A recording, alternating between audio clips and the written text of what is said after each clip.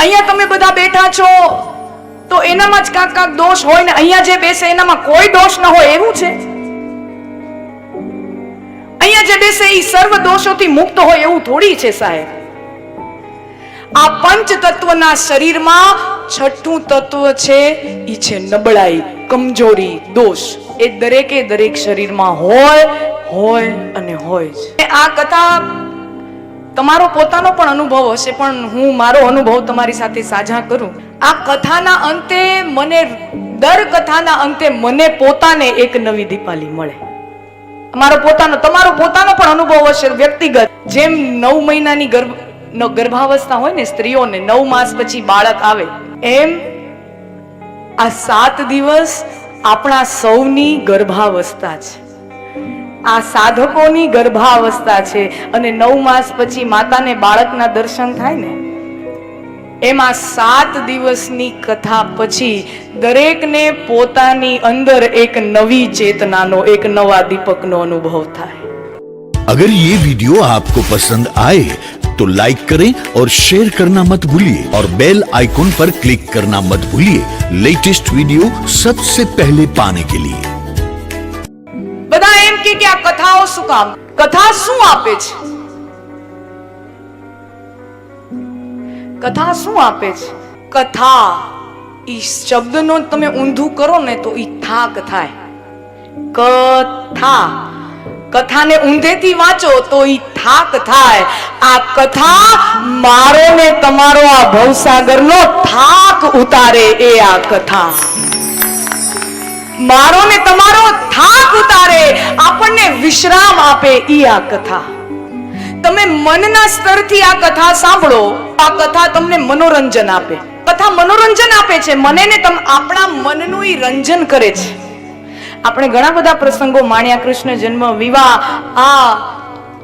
આ કથા આપણા મનનું રંજન કરે, આપણને મનોરંજન આપે. એ તો ઠીક છે. તમે બુદ્ધિના સ્તરે સાંભળો તો આ કથા આપણને વિશ્રામ આપે, આપણી બુદ્ધિને વિશ્રામ આપે. કારણ કે બુદ્ધિ સતત દોડતી, સતત કાતરની જેમ કાપતી, બુદ્ધિનું ગુણ છે. એ સતત દોડતી હોય અને સતત કાતરની જેમ કાપતી હોય. અને એ બુદ્ધિ જ્યારે આ કથાના શરણે આવે ત્યારે થોડીક ક્ષણો માટે એ બુદ્ધિને પણ વિશ્રામ મળે. ચિત્તના સ્તરે સાંભળો તો આ કથા મને ને તમને બોધ આપે છે. તો કથા આપણો થાક ઉતારે. બીજું, કથા આપણા જીવનમાં પ્રેમનું રસ, એની ગુણમાત્રા વધારે. પ્રેમનું તત્વ તો બધાની અંદર હોય, જ્ઞાન ભક્તિનું તત્વ તો આપણા બધા સૌની અંદર લઈને જન્મ્યા છીએ. પણ આપણે અહીંયા આવીએ ને, હવે તમે વિચાર કરો, આ કેટલું નતર એમ થાય કે જો આનો કોઈ ફળ જ ન હોય તો તમે અહીંયા હજારોની સંખ્યામાં બેઠા હો અને બધાની 4 કલાક ગણો તો અહીંયા માનો કે 1000 2000 ની સંખ્યા હોય, 2000 ગુણ્યા તમે 4 કલાક કરો તો 8000 કલાકો રોજના આપણે 8000 કલાકો આની અંદર ઇન્વેસ્ટ થતા હોય. પણ આપણે અહીંયા 4 કલાક આ સાત્વિકતામાં આવીએ ને એટલે એક ફળ આપણને, બીજા ફળ તો પછી જે દુરમદેશી મળતા હોય એ મળે, પણ એનું ત્વરિત ફળ જે મળે એ મળે કે આ 4 કલાક મારી તારી કરવી, કોઈની આમ કરવી, કોઈનું તેમ કરવું, કોકનું કરી નાખવું, કોકને ઉતારી દેવા, બાટલીમાં ઉતારી દેવા કે નજરોમાં ઉતારી દેવા, મારી તારી કરવી, કટુ વેણ બોલવા, આ બધી ભાવનાઓ 4 કલાક આપણે એનાથી દૂર રહી શકીએ છીએ. આ કથાનું ત્વરિત ફળ છે, આ ત્વરિત તાત્કાલિક ફળ છે.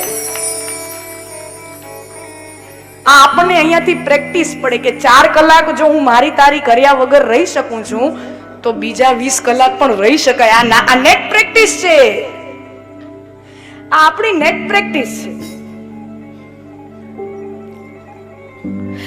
મને ઘણા એમ કે અમારામાં ઘણી બધી બુરાઈઓ છે. રૂમમાં મળવા આવે અથવા તો ક્યાંય ફોન ઉપર સંદેશાઓ આવે, અલગ અલગ માધ્યમો દ્વારા મારો સંપર્ક કરે અને ખૂબ પેટ છૂટી વાતો કરે અને મને એમ કહે કે મારામાં ઘણી બધી બુરાઈઓ છે, મારામાં ઘણી ખરાબ આદતો છે, ઘણા વ્યસનો છે, અમુક પ્રકારના મનના વિકારો છે.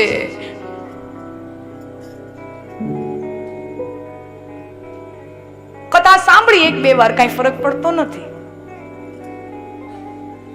કારણ કે આપણે ઓલી વાત થઈ હતી ને કે કથામાં રહેલો કંસ તો કૃષ્ણ ભગવાન એક લીટીમાં એનો લાડવો કરી નાખે, પણ એના પછી મારી અને તમારી અંદર રહેલો કંસ જીવતો રહી જાય. તો ઘણા કે અમારામાં ઘણા પ્રકારના દોષો છે, ઘણી પ્રકારની બુરાઈઓ છે અને ગમે તેટલું કરીએ કઈ ફરક પડતો નથી. તો શું ન સાંભળવું જોઈએ?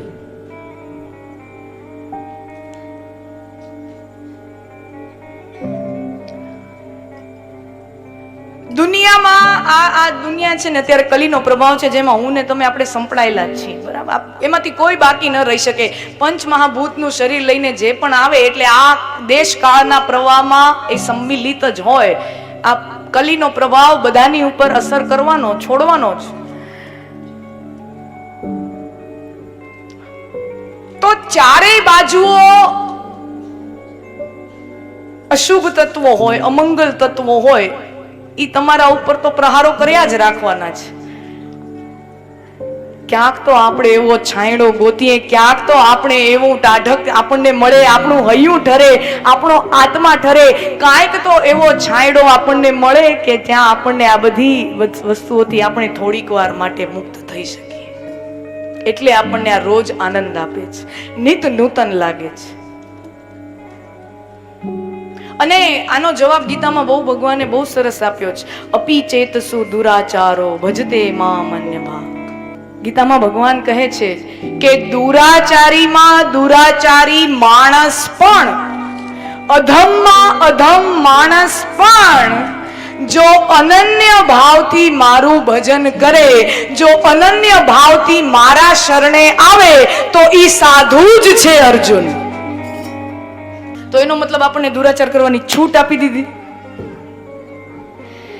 એનો મતલબ આપણે એમાંથી આમ છૂટ લઈ લેવાની કે આપણને બસ હવે મન ફાવે એમ આપણે હવે કરવાની છું? ભગવાને કહી દીધું ને કે હવે આપણે મન ફાવે એમ કરો, એકવાર નામ લઈ લેશું એટલે સાધુ સમાન થઈ ગયા. ઈ અર્થમાં નથી કે આપણને દુરાચાર કરવાના, અધમી બનવાની છૂટ અહીંયાથી નથી મળતી. પણ આ તો કેવું કોન્ટ્રોવર્શિયલ સ્ટેટમેન્ટ કહેવાય. તમે વિચાર કરો કેટલું મોટું કોન્ટ્રોવર્શિયલ સ્ટેટમેન્ટ કહેવાય કે તમે ગમે તેવા હો, તમે ગમે તે પ્રકારના હો, ગમે તેવા કર્મો કર્યા હોય, એક વખત અનન્ય ભાવથી જો પછતાવાથી એના શરણે જાઓ તો તમે સાધુ સમાન જ છો. આનાથી મોટું આશ્વાસન પરમાત્મા આપણને બીજું શું આપે? આનાથી મોટું આશ્વાસન ઈશ્વર આપણને બીજું શું આપે? અને તમે કોઈ ડોક્ટર, અહીંયા આટલા બધા ડોક્ટરો છો, તમે તમારા ક્લિનિકમાં, હોસ્પિટલમાં, અથવા તો તમે એવા આમ બોર્ડ મારો છો કે મારા દવાખાનામાં, મારી હોસ્પિટલમાં કોઈ રોગીએ આવવું નહીં. શરદી થઈ હોય, તાવ થઈ હોય, ઝાડા ઉલટી થયા હોય, આ થયું હોય, કેન્સર થયું હોય, ડાયાબિટીસ, એવા કોઈ આવવાનું નહીં. એવા કોઈ આવવાનું જ નહીં. સાહેબ તમારો ધંધો બંધ થઈ જાય. કારણ કે રોગ છે તો તમે એનો ઉપચાર કરો છો. રોગ છે તો તમે એનો ઉપચાર કરો છો. એમાં કથા પણ એમ નથી કહેતી કે તમે સંપૂર્ણ રીતે સદગુણધારી હોવ, સંપૂર્ણ રીતે સદાચારી હોવ, સંપૂર્ણ રીતે સજ્જન અને સન્નારી હોવ અને તમારો પવિત્ર આત્મા હો તો જ તમે કથા સાંભળજો. આ કથા પણ એવો આગ્રહ નથી રાખતી.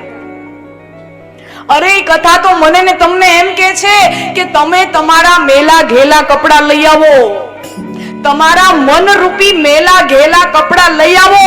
આ કથા રૂપી સાબુ તમારા મન રૂપી મેલા કપડાને ધોઈ નાખશે. આ કપડા ધોવાનું કામ કરે છે. તમારામાં અમુક પ્રકારના વ્યસનો હોય, મનોવિકાર હોય, ઈર્ષા હોય, કોઈનું સારું થતું તમે જોઈ ન શકતા હો, ખટપટીયો સ્વભાવ હોય, પણ તમે આવો, આ મારું ને તમારું મન ધોઈ નાખશે. અને જો બહુ વ્યવસ્થા થઈ જાય અને તમે થોડાક ઉજળા થઈ જાઓ તો તમે બધાય તમારા ઘરેથી સાબુની એક એક ગોટીઓ લઈ આવજો, એમાં હું મારો આ મેલો જભો ધોઈ નાખું. કારણ અહીંયા તમે બધા બેઠા છો તો એનામાં જ કાંક દોષ હોય ને અહીંયા જે બેસે એનામાં કોઈ દોષ ન હોય એવું છે? અહીંયા જે બેસે એ સર્વ દોષોથી મુક્ત હોય એવું થોડી છે સાહેબ. આ પંચ તત્વના શરીરમાં છઠ્ઠું તત્વ છે ઈ છે નબળાઈ, કમજોરી, દોષ.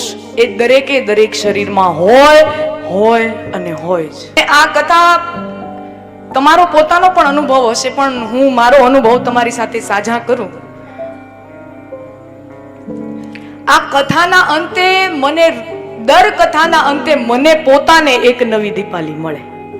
તમારો પોતાનો પણ અનુભવ હશે વ્યક્તિગત, તમારો પોતાનો પણ. આ કથાના અંતે તમારા જીવનમાં તમે જેમ પહેલા દિવસે અહીંયા આવ્યા છો અને 7મા દિવસમાં તમારામાં ગુણ માત્રામાં ઓછા વધતા પ્રમાણમાં તમે ઈ વ્યક્તિ તરીકે અહીંયાથી નહીં જાઓ. તમારામાં પરિવર્તન આવે. જેમ 9 મહિનાની ગર્ભાવસ્થા હોય ને સ્ત્રીઓને, 9 માસ પછી બાળક આવે,